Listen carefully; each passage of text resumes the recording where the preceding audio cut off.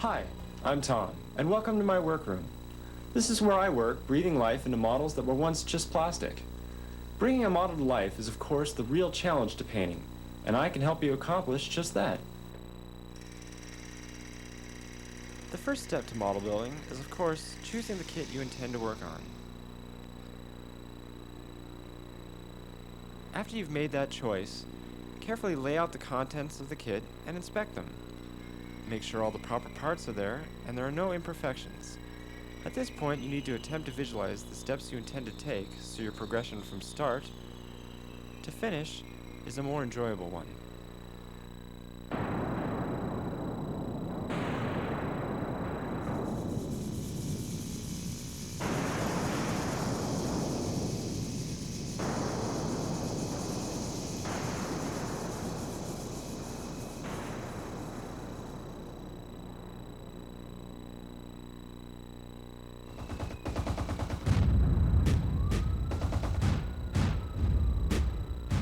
One of the most crucial steps in model building is the original preparation. Without first thinking through the steps you intend to take, you're already starting out in the dark. First, examine your new kit for any imperfections, and then inspect the way it fits together so you'll know what to look for when you're ready to glue and putty. By test fitting your kit initially, you can more easily predict the future of your paint scheme. Also, it will be important to wash your kit in soap and water to remove any excess mold residue left over from the original production. For proper assembly, you will need a hobby knife, modeling putty, sandpaper, a flat needle file, a putty syringe, and a hairdryer. After inspecting your kit, you're ready for assembly.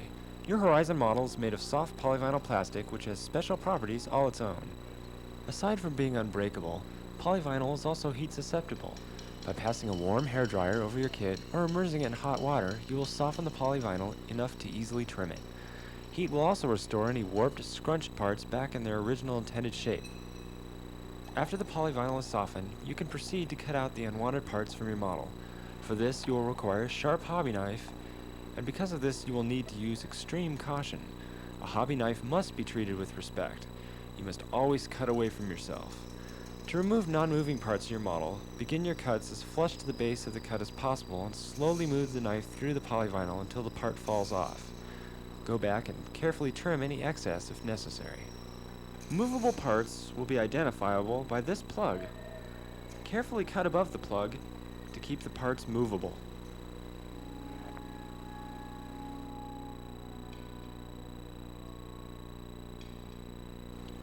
A cyanoacrylate adhesive will be necessary to glue your kit together. Apply it conservatively to the surface. Press the parts together with firm pressure and hold them until the bond sets.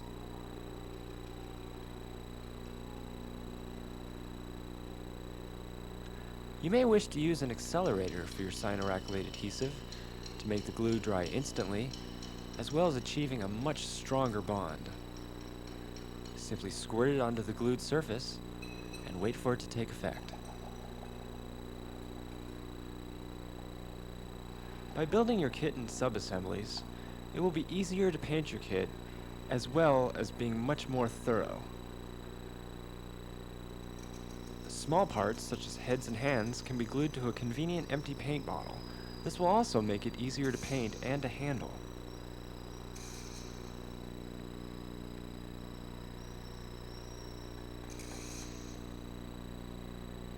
After assembling your model, you'll probably notice certain gaps between parts that you've assembled. These will need to be filled with putty put through a syringe for accuracy. Carefully pass the syringe along the crack, inserting putty deep inside the crevice.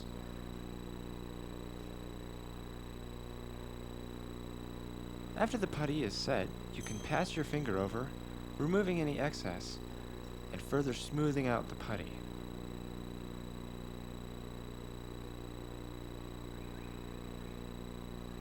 Inspect it once you've finished to make sure you've been complete and allow it plenty of time to dry nice and hard.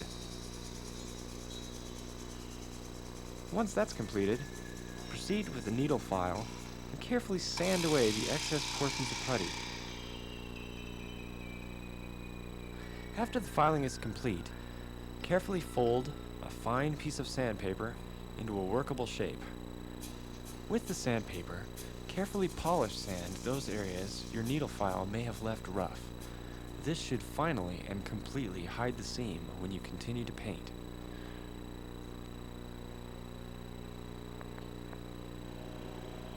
When your assembly is complete, give your model a light coat of primer.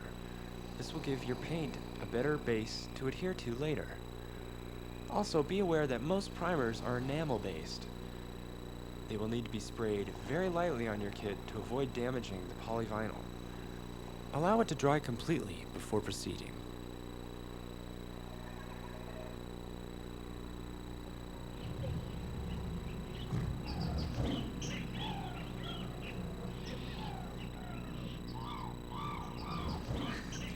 Now that you've prepared your model, you're ready to begin painting.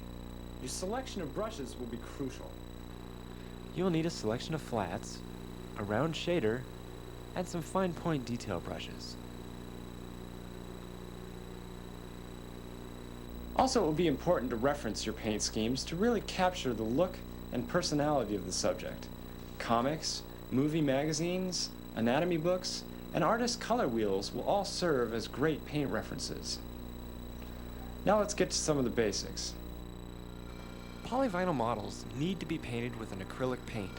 This can be purchased at art stores or hobby stores. You may find, however, that the colors you seek are not commercially available, and you will need to mix them. Acrylic paint can be mixed into thousands of colors. To lighten a tone, simply use white or light gray, or to make one darker, add the same tone, or black.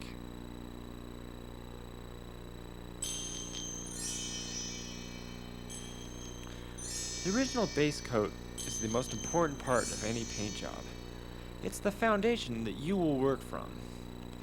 Also, referencing the color of your base coat will be crucial for accuracy. The base coat's color will determine the final outcome of your paint job. Also, it will be very important to get complete coverage with your base coat. Work the paint carefully and completely into all the crevices and nooks and crannies that you will find, such as this ear.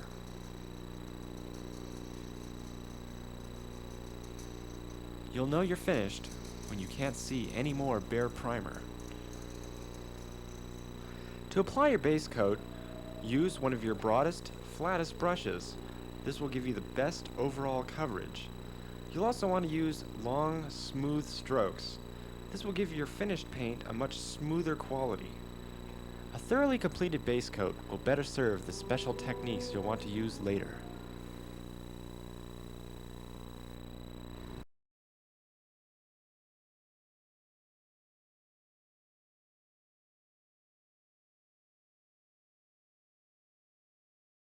Dry brushing is one of the easiest techniques to master, and its uses are endless. Dry brushing can help create texture on clothing, subtle highlights, better metallics, and all manner of special touches. Start with a white piece of cardstock. Take your wide, flat bristle brush and gently begin stroking paint against the surface. You'll want to continue until you see the paint beginning to become dry and a very streaky, dusty look resulting. This is the effect you're looking for.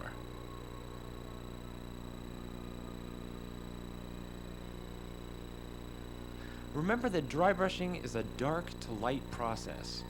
Over a darker base coat, you'll want to use lighter tones to dry brush your highlights. This being the end result. Let's see it in action.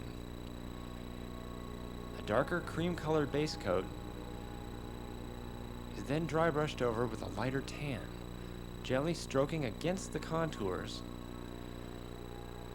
By adding a lighter tone, you'll further pick up the contrasting areas, resulting in a very realistic, dry fabric sort of look. Also, dry brushing can be done over a completely different color for a whole range of different looks. The same process applies, moving from a darker tone to a lighter one, simply changing the hue as you progress.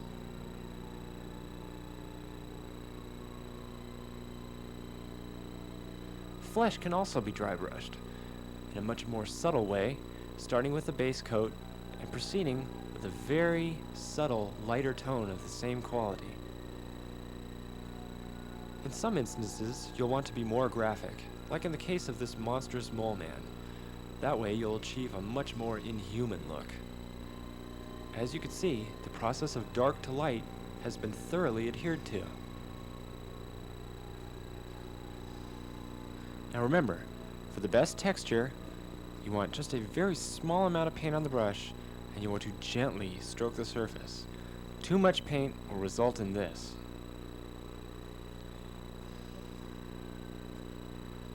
When working with metallics, you'll want to base coat with black first. For silver, or in the case of gold, you'll want to use black or dark brown. Once that's accomplished, then proceed to work your dry brushed metallic over the surface. In the case of metallics, you could be quite a bit more heavy-handed.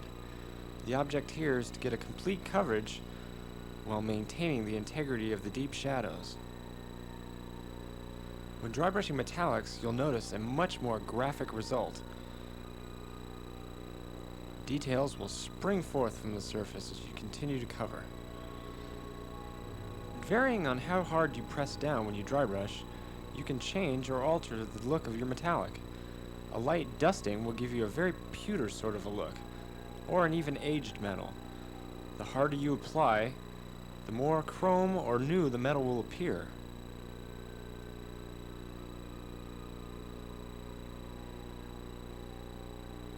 In the end, you should have completely covered your base coat, except for the fine shadows it will give you.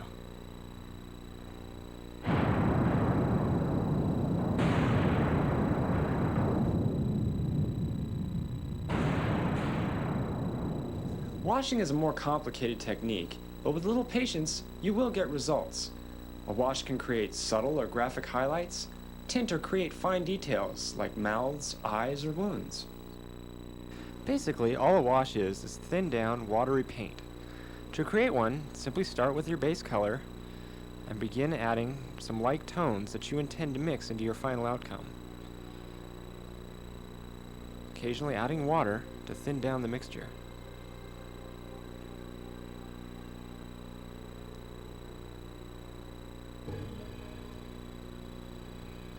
You'll find that artist inks make excellent wash ingredients as well as just paint. Just about anything with color that can add to a water solution would work effectively. Occasionally, stir the mixture to keep it consistent. Add color as you see fit, but consider what your wash is being used for. The one I'm mixing up now is for flesh. You'll notice that I use that color as well in creating the wash. This will help the wash blend much easier with your original base coat. Remember now to continually mix your wash.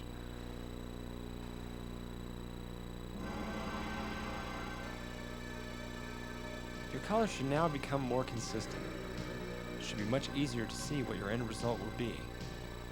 You're looking for a very compatible color with your base coat, remember.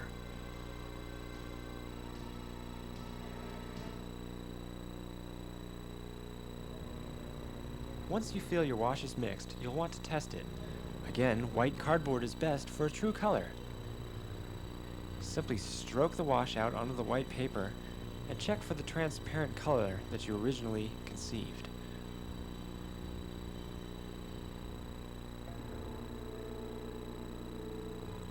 To apply your wash, simply dip your brush into the thinned down mixture and begin stroking the wet wash over the surface, allowing it to run into all the cracks and crevices.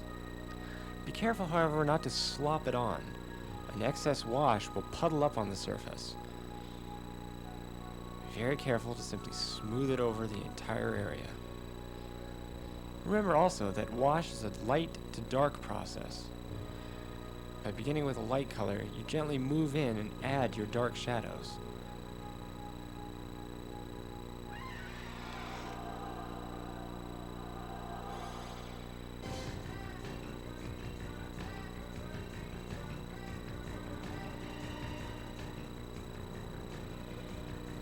Remember, when applying your wash, slop it on and be complete.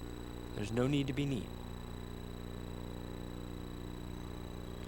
Also, you may wish to soften your wash by gently dry brushing some of your base color back over it. Then you will want to apply your wash more specifically by using a fine point brush and a very small amount of wash. Carefully and strategically place your wash exactly where you want it. This is where you will begin to softly highlight areas.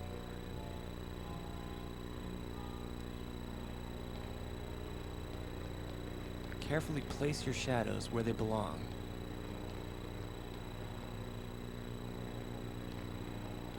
Also, at this stage, you may wish to roll your brush to carefully rub out any of the wash lines that may result. Smooth textured surfaces will require a different approach. Begin by applying some of your wash, and follow that with a 50-50 mixture of alcohol and water. This will help the wash run more easily over the slick surface. Then simply proceed to move the wash in a bathing motion over the entire surface,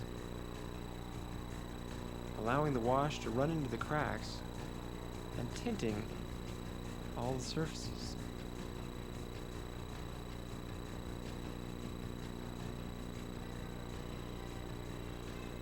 You'll need to maintain the process here because you will find that the wash may start to pool up on you.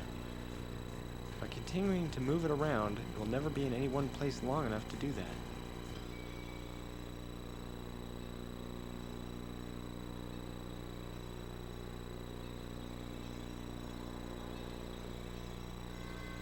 After the initial color, you'll want to move in with a little bit heavier-handed approach.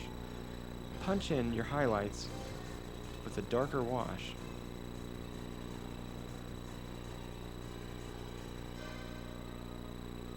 Around the eyes, the nose, and the lips is also a good place to use this technique.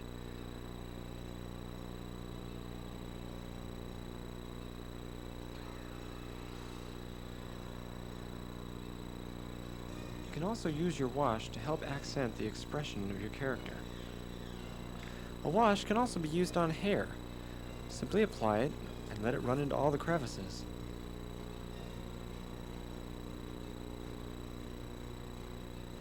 Aside from artist inks, you can also use paint to make a wash.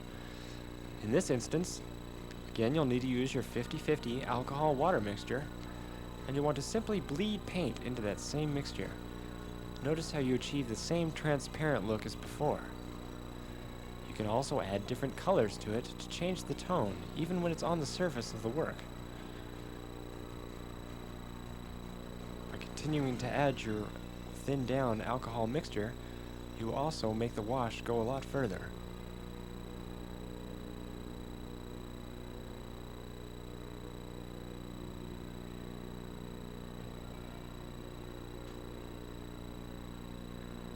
By using a wash of a contrasting color to the base coat, you can create some interesting effects. In this case, by working purple and red in and around the eyes, it will create a more intense look to the character.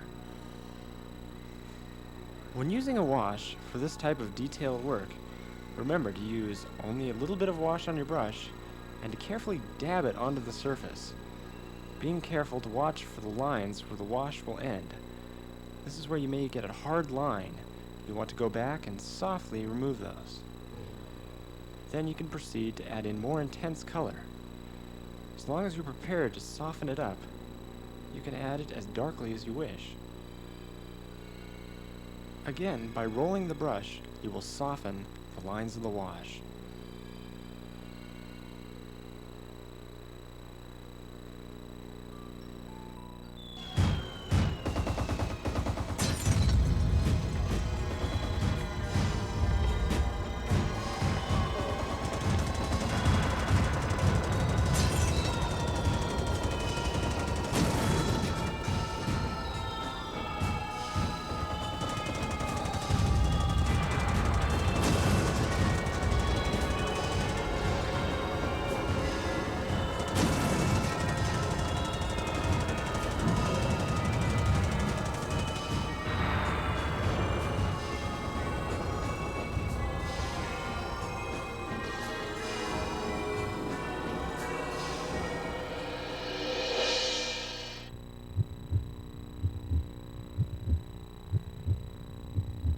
Now your model should be coming to life. You'll now need those fine detail brushes to finish things like eyes, teeth, toenails, and all those little special effects. This is where your patience, reference, and steady hand will pay off. Let's start with an eye. Begin with a sort of pink burgundy color and apply that to the whole inside area of the eye.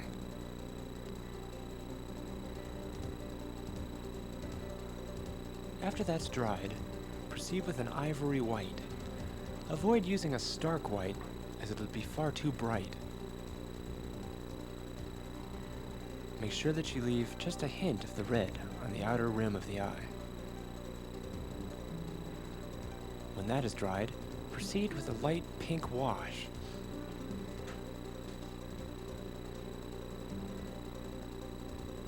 And return with the same ivory white as before, highlighting the eye center.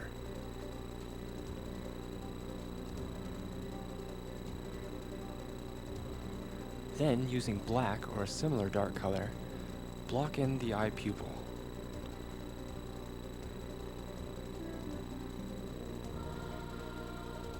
When you've chosen an eye color, proceed to put a small crescent ring around the outside of the pupil. And highlight that with a whiter color. Finally, put a black dot in the center to finish it off.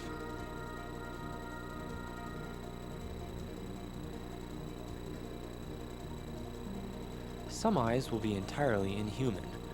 However, the same techniques will apply.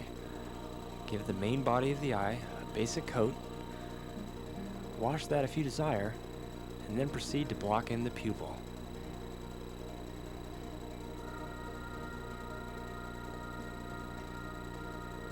For lips, tint some of your original flesh-colored wash with a little bit of pink, and slightly wash onto the lips. Be careful not to do it too directly, or it will look much like lipstick. When painting gore or wounded areas, you'll again need to use a pink burgundy sort of color. You really do not wish to use red here, as that will be highly unrealistic. Remember, this is much like a base coat, so you will need to carefully and accurately cover everything.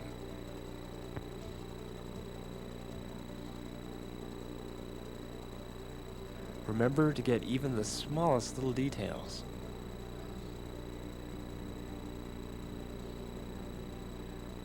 When that is dry, go ahead and accent all those same areas with a lighter dry brushing. Then move in with a bloody wash.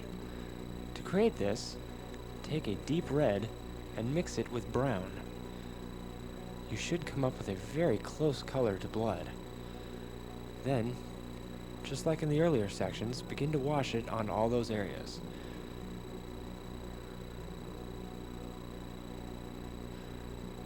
In many cases, you will want to be a little bit messy. Slather it all over every area you can find that would be appropriate. Your blood wash can also be used on untreated areas to catch a different type of wounded effect. When painting claws or toenails, begin with a rich caramel brown, coating the entire surface. Then proceed with a light ivory, gently streaking the color over the surface of the nail. When that's dry, move in with a dark sepia wash, applying it rather heavily to the base. Then, with your alcohol water mix, gently streak the brush out over the surface of the nail. This will break up the base color and also tint the rest of the nail rather realistically. When painting teeth, use the same caramel brown that you did on your toenails, gently and carefully covering each and every tooth.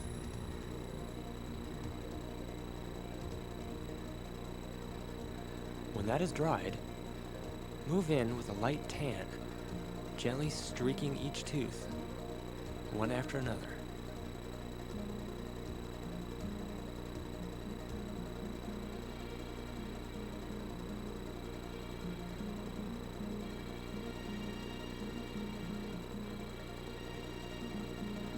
Finally, with a light ivory, move in and very gently streak in just the bases of the teeth.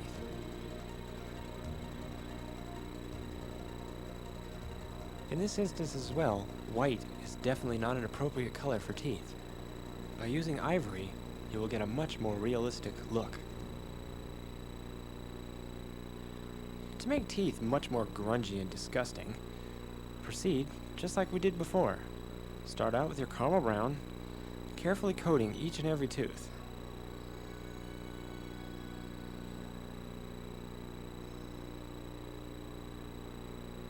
Then come back and block in every tooth with a nice light tan.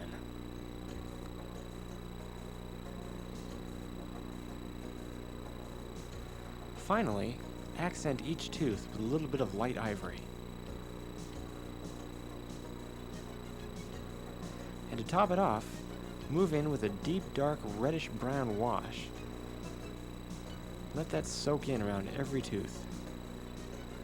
When painting creature teeth, you may find that using a wash more predominantly works much better. First, begin with a tan base coat and apply to the base of the tooth a dark sepia wash.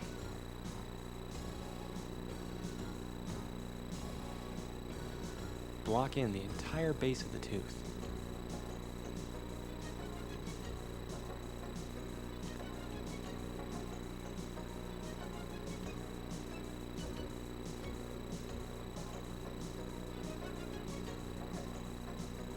Then, with your water alcohol mixture, begin to break up the tone at the base of the tooth by dragging it up onto the rest of the tooth surfaces.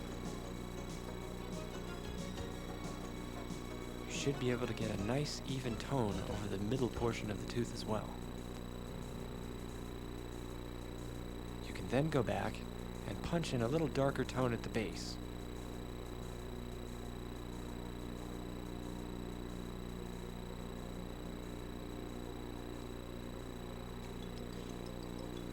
When your wash is done and dry, you can move in and cap each tooth with just a touch of light ivory. Also note that if you use an amber wash, you'll get younger teeth, and if you use a dark sepia tone, you'll get an older one, like the one on the left.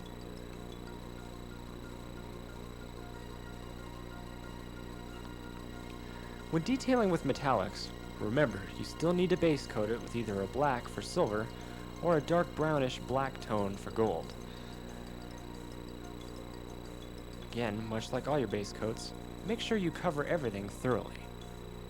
You can then dry brush your detailing metallic, being a bit more careful than you were before not to get those areas you don't wish covered.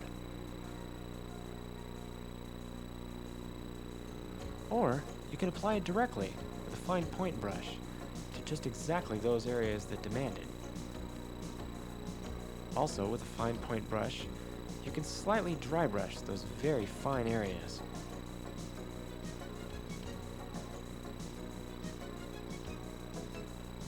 Make sure you double check that you've gotten every area. When working with hair, carefully base tone the hair area. Avoid making the hairline looking too solid though.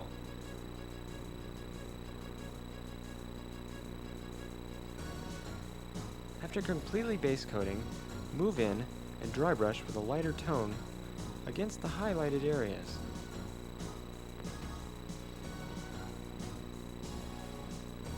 For eyebrows, thin down the same base tone and carefully wash it onto the area for a slightly more transparent look.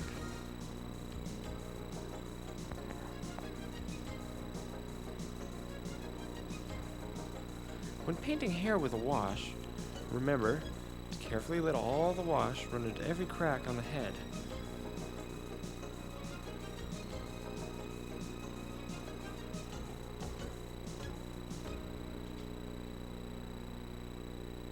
When the wash is dry, proceed to highlight the area with a light dry brushing.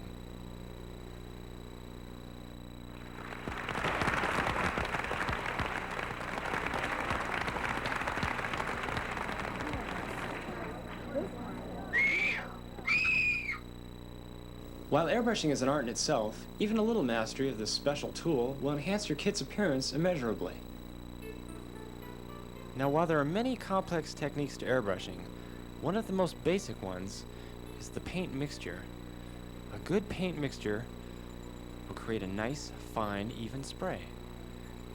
This will be accomplished by mixing water and alcohol into your acrylic paint.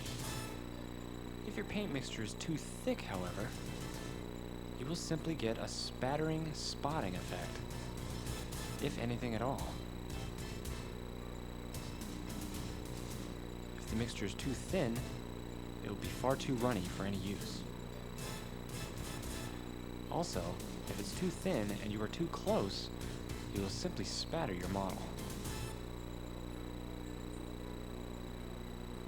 Remember, your paint and water mixture must be perfect.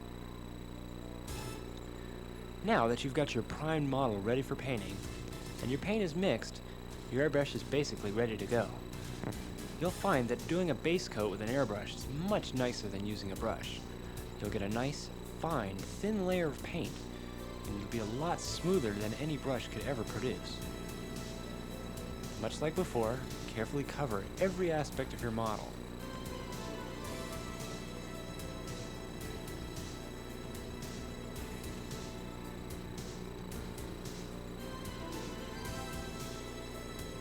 Now, when thoroughly base coating your model with the airbrush, don't worry at all about covering over any of the other details. Because the paint is so thin, there's no way it will clog up any of the detail, and you'll simply be able to cover it over later. Also, while base coating your model with the airbrush, you can also see and make sure that your paint mixture is adequate. It will come down smooth, or if it's too thick or too thin, you will get all manner of spattering, sputtering effects. You'll find that most airbrushes can be fitted with all manner of different heads. When working fine detail, you'll want to get a nice fine needle and a similar head.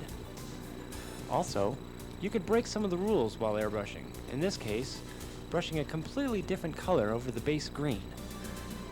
Here, by using pink, we're trying to outline and highlight the different veins on the body.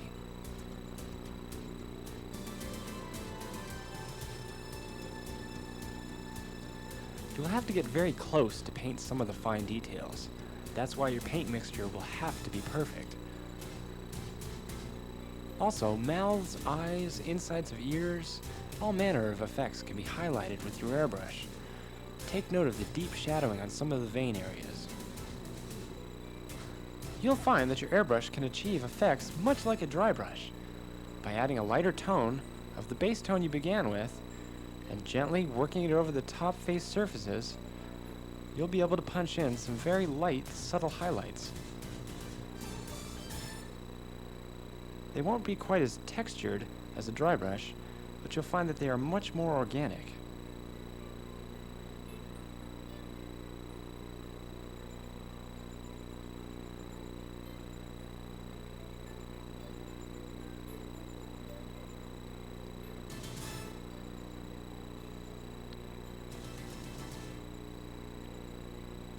When it's completed, you should have a very thorough, all-over organic texture. You'll also find that you can use your airbrush in the same way that you would use a wash, by applying darker highlights to those areas that you would shadow, such as the crease in this arm,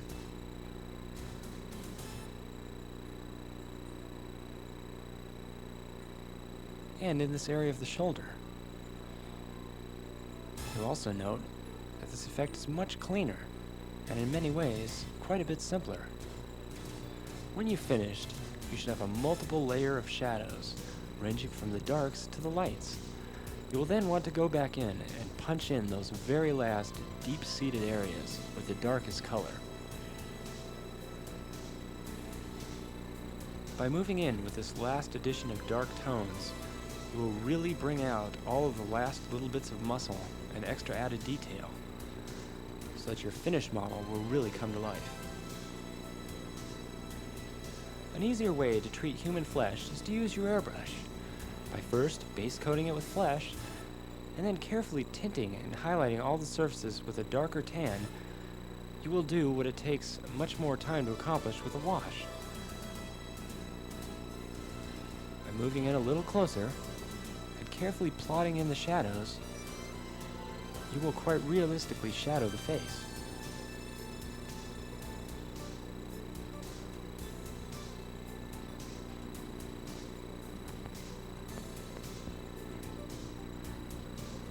A more complicated use for your airbrush in working with human flesh is adding soft, highlighted colors, like in this case with the Phantom, punching in a sort of bruised, burned look. This sort of effect will also require that your paint mixture is very, very carefully mixed. If it is not carefully mixed, you won't get the soft, shadowed look that you're seeking. Instead, you get a much harder, bolder line that will be very difficult to work with later.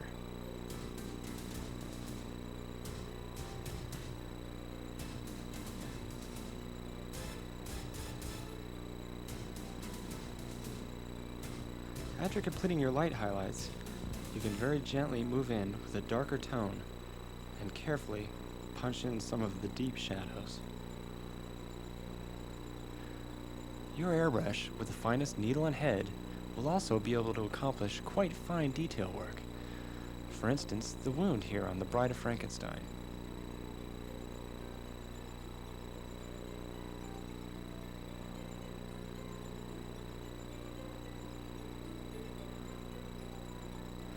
Also, you can gently highlight the areas such as the lips here, or the eyes, by very carefully moving your airbrush underneath the area desired.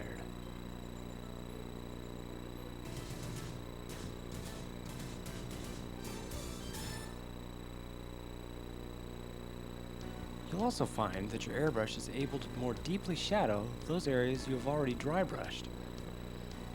By simply following the road map that your dry brushing has left for you, you can carefully move a darker tone into all the cracks and crevices that will more deeply shadow the whole model. While at times you may find airbrushing quite frustrating with all the mixing and problems that can result, you will no doubt find, though, that when everything happens, you will get results that are unbeatable.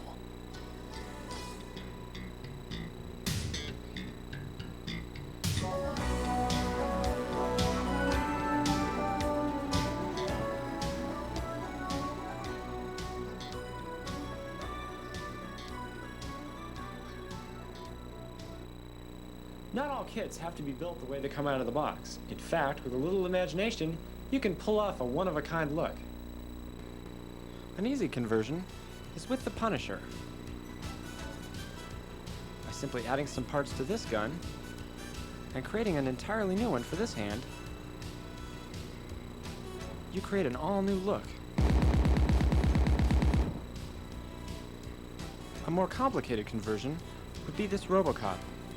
By cutting him and using heat to change his position, you create an all-new pose. By adding extra model parts, you can create this damaged leg look to create an all-original model.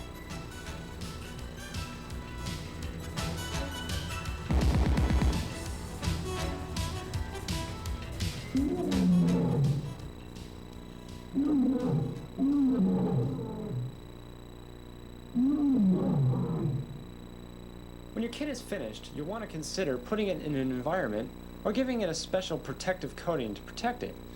But before you do that, just to make sure you're really done, I like to do a little test on my finished kits by turning it upside down and looking in at all the crevices and cracks to make sure that paint has gotten everywhere. If it has, then you're really ready to proceed. Otherwise, finish them up and go on to finishing. Before being truly finished, you'll need to consider some of the sheens of the areas you've painted. Things such as the lips, the eyes, or other areas that would remain slick or shiny should have a gloss applied to them.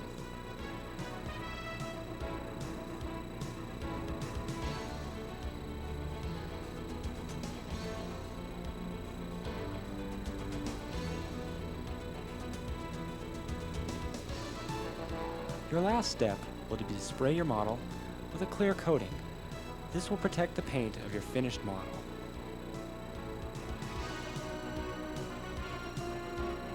Painting is an enjoyable adventure. A challenge where you seek to create the personality or special look of your subject, and when you're finished, have something you can really be proud of sitting up on your shelf. So remember, never stop learning, and above all, always have fun.